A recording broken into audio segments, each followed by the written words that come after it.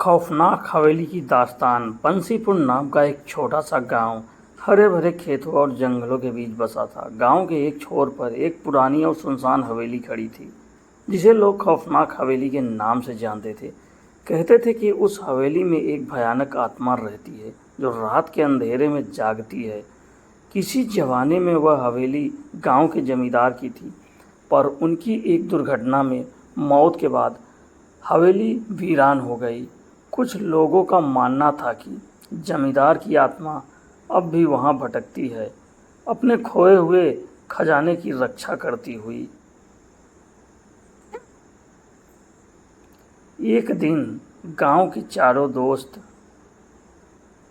राजू, मोहन, सुमित और विकास ने उस खौफनाक हवेली में जाने का फैसला किया। वे सभी 18 से 20 साल के जवान थे और उन्हें इन कहानियों पर ज़्यादा यकीन नहीं था।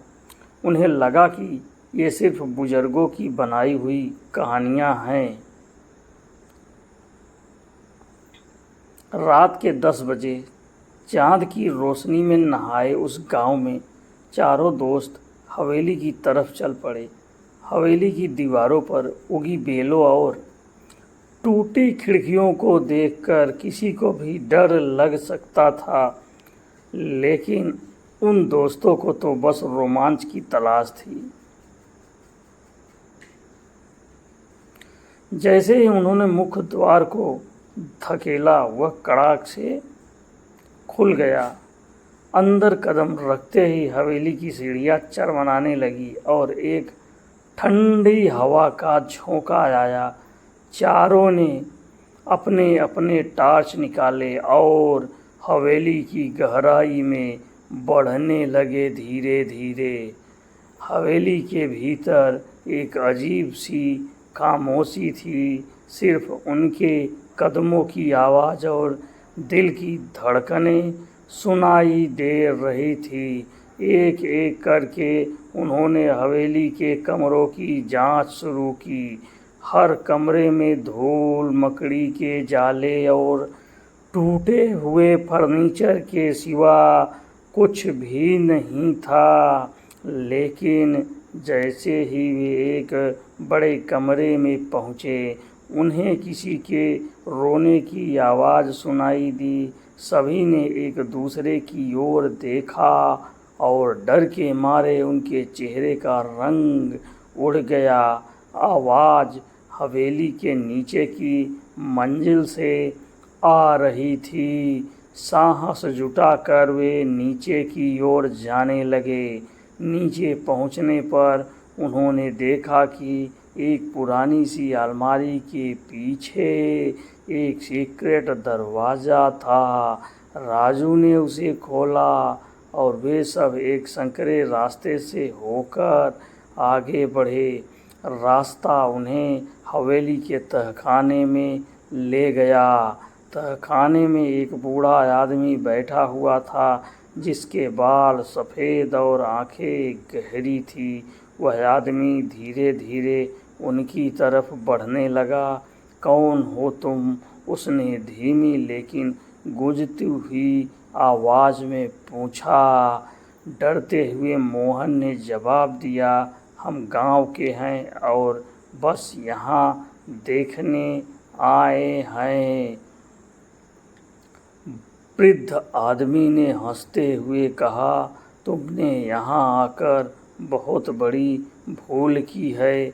अब तुम इस हवेली की रहस्यों को जान चुके हो और यहाँ से लौटना तुम्हारे लिए आसान नहीं होगा।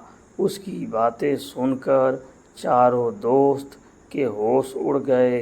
वे पीछे मुड़कर भागना चाहते थे, लेकिन तभी दरवाज़ा अपने आप बंद हो गया। अब वे सब फंस चुके थे। उस अंधेरे तहखाने में वे बस एक ही उम्मीद कर सकते थे कि वह बूढ़ा आदमी उन्हें कोई रास्ता दिखा दे। लेकिन बूढ़े ने एक कहानी सुनानी शुरू की। उसने बताया कि वह हवेली का केयर टेकर था, लेकिन एक हादसे में उसकी मौत हो गई। अब वह आत्मा बनकर इस हवेली की रखवाली करता है। उसकी बातों से सभी के रोंगटे खड़े हो गए। बूढ़े ने उन्हें चेतावनी दी कि अगर वे उसके निर्देशों का पालन नहीं करेंगे तो वे कभी इस जगह से जिंदा नहीं निकल पाएंगे। डर के मारे उन्होंने बूढ़े की बात मानी और उसके साथ तहखाने के दूसरे कोने में गए, जहाँ एक पुरानी संदूक रखी थी। बूढ़े ने संदूक खोला।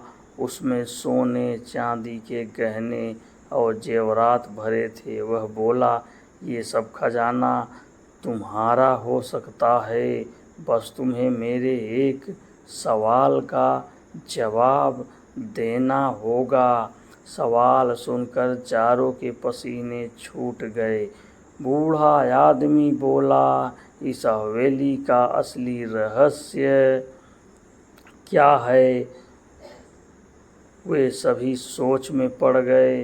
तभी सुमित ने हिम्मत करके, इस हवेली का रहस्य यही है कि यह इंसानी लालच का प्रतीक है, जो लोगों को अपने जाल में फंसाता है।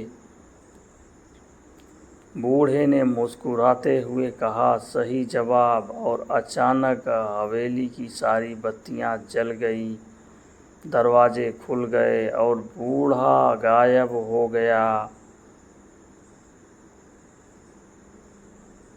चारों दोस्तों ने सांस में सांस ली और तुरंत बाहर निकल गए। हवेली की दहलीज पार करते ही उन्होंने एक दूसरे से वादा किया कि वे अब कभी लालच के पीछे नहीं भागेंगे। गांव लौटते ही उन्होंने अपने अनुभव गांव वालों को सुनाए, जिसने गांव के हर एक व्यक्ति को सोचने पर मजबूर कर दिया कि वाकई लालच में कितना बड़ा खतरा छिपा होता है। उसके बाद से उस हवेली में फिर कोई नहीं गया। हवेली अब भी वहीं खड़ी है, पर अब उसे खौफनाक हवेली नहीं बल्कि शिक्षाप्रद हवेली कहा जाता है। तो दोस्तों, ऐसी ही वीडियो के लिए हमारे चैनल को सब्सक्राइब करिए। वीडियो को लाइक और शेयर करना नहीं भूलिए।